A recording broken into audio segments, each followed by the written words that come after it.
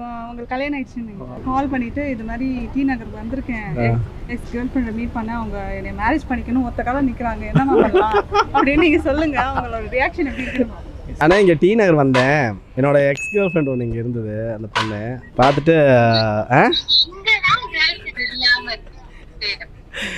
கண்டிப்பாக என்னை கல்யாணம் பண்ணிக்கணும்னு சொல்லிட்டு ரொம்ப ஃபோர்ஸ் பண்ணுது அந்த பொண்ணு.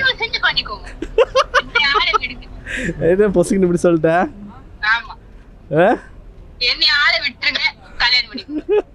அப்புறம் உன்னை விட்டு நான் என்ன பண்ணுறது, நீ இருந்தாலும் நீ வேணும்ல, அப்புறம் நீ இல்லாமல் நான் எப்படி இருப்பேன், அப்போ நீ வேணும்ல எனக்கு, அது அதோட ஆசைக்கு அது இருக்குது, என்னோட ஆசைக்கு நீ தானே. என்ன பசங்க இப்படி சொல்லிட்டேன். சரி சரி நானும் இருக்கிறேன், நான் அதை வச்சுக்கோங்கன்னு சொல்லுவேன்னு பார்த்தா இப்படி சொல்லிட்டேன். சரி ஓகே, சரி ஓகே பாய்.